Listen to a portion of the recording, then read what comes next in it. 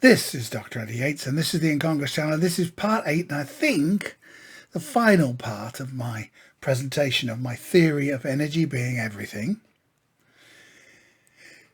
And in this one, I'm going to talk about aliens. Now, I've been doing some research on aliens. I've been doing some work with human-initiated contact experience people. It's very interesting.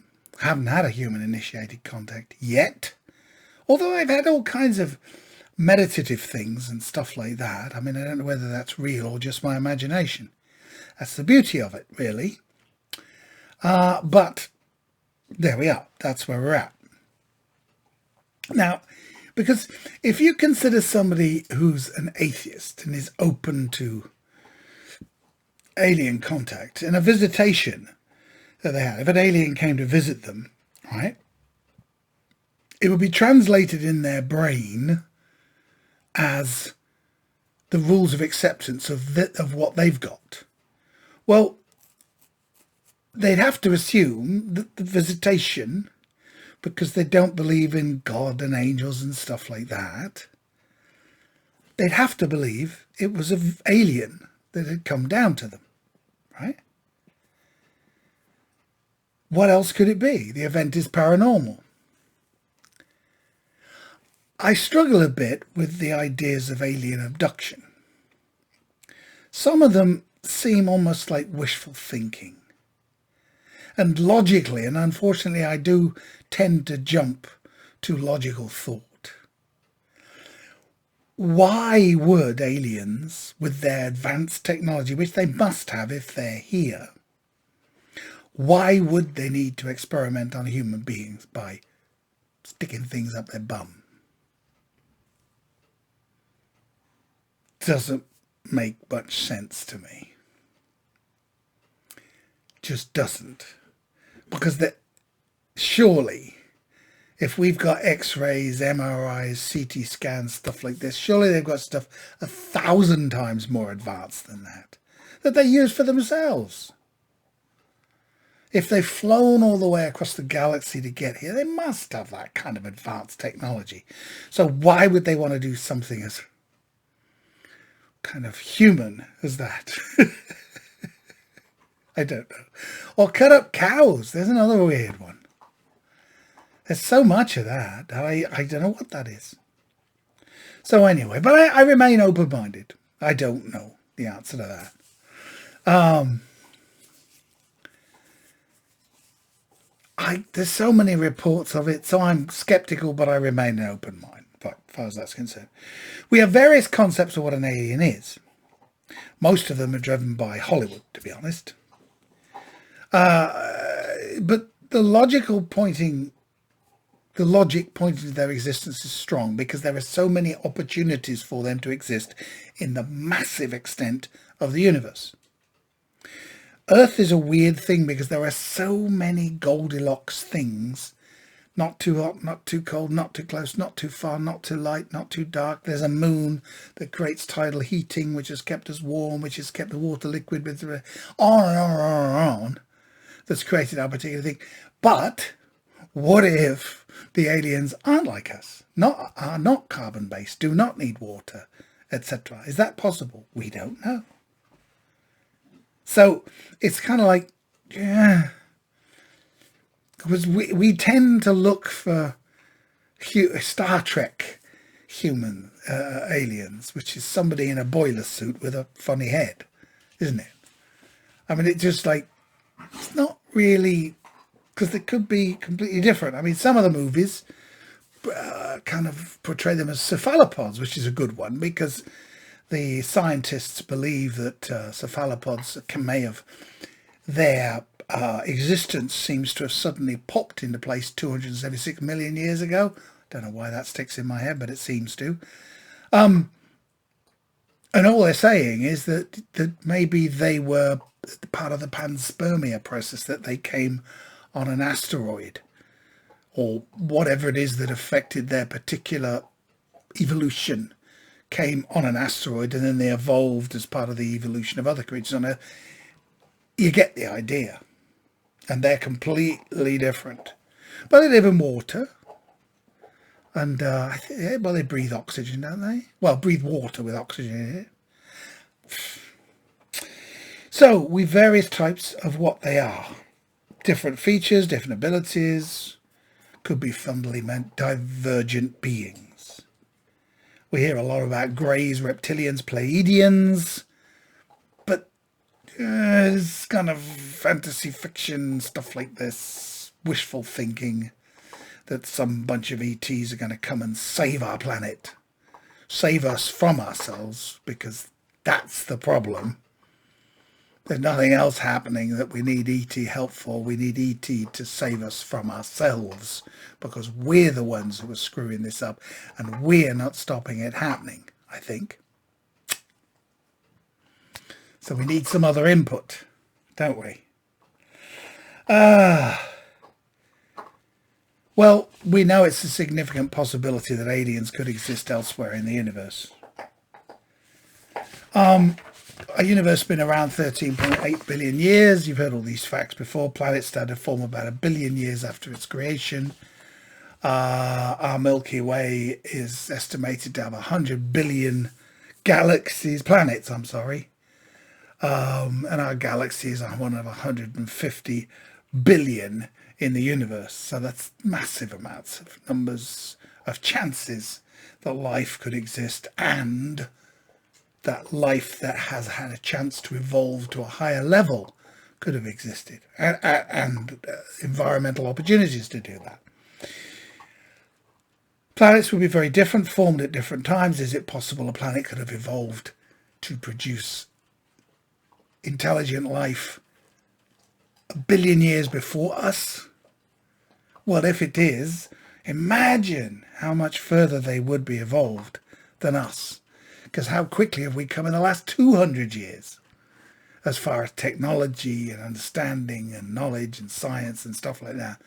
Imagine what they would have done. Our evolution's taken longer, but really over 5 million years, we've evolved from a kind of man-ape into what we are as a human being.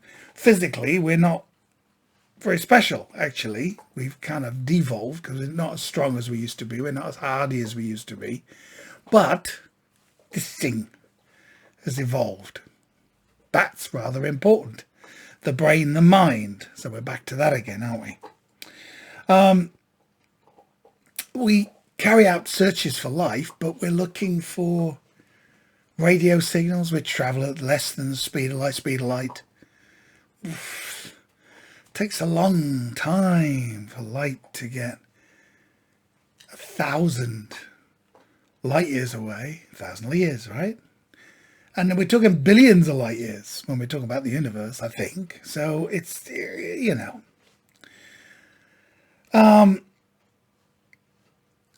When you look at the concept of enlightenment, so in nirvana, that's when a person is released from the cycle of life, death and rebirth. So we're back to karma again here, and transcends the human, in my option, into a pure energy being. That's what I think we evolve into.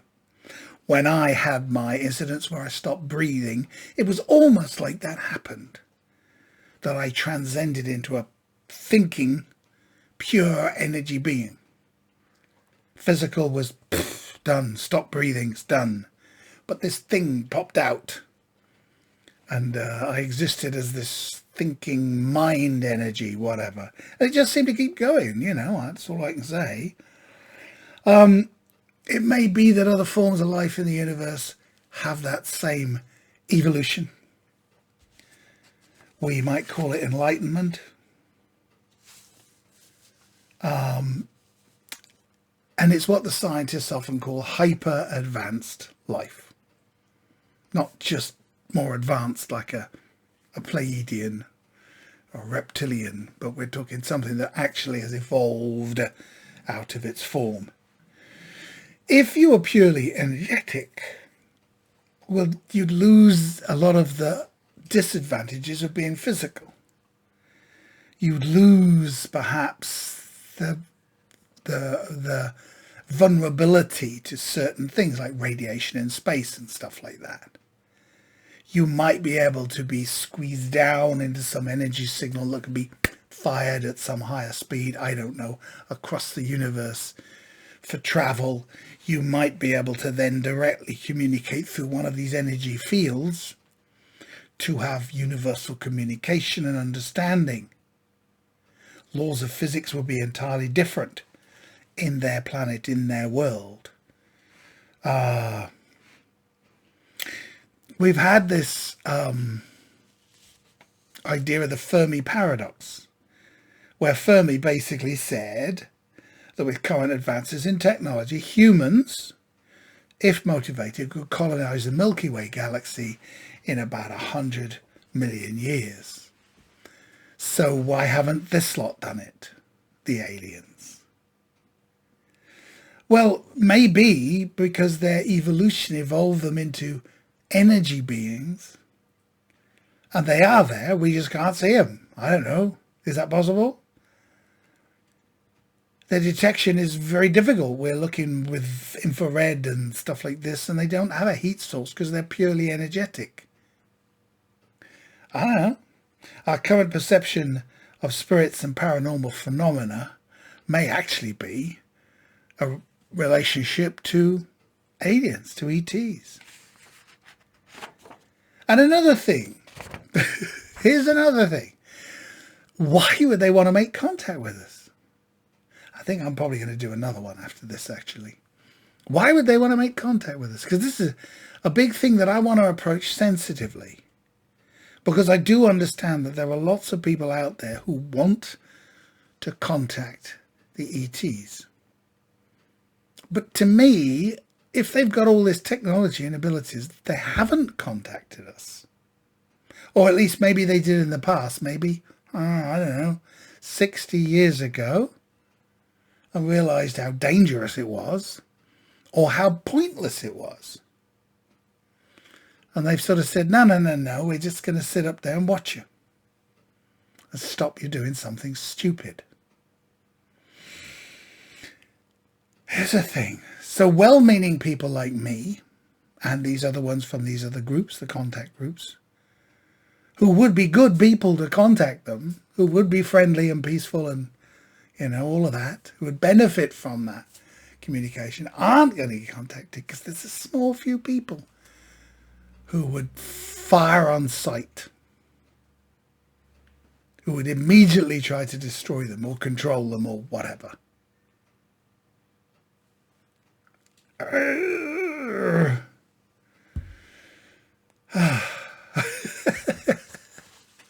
Could it be they've just come here to make sure we don't blow things up? And I am going to do another one at some other time, but just to explain that, I think, I don't know why they would. It's almost like we want some kind of a god to come and help us. But as I mentioned before, the miracles, the 5,000 die in the earthquake and the one baby's saved, that's not going to help us. We need God to help the 5,000 and the baby. Let's include the baby, of course. 5,001. We need God to help all of them. Us. There are plenty of excuses that are made that, God doesn't do things and it's our freedom of choice and it's all this stuff.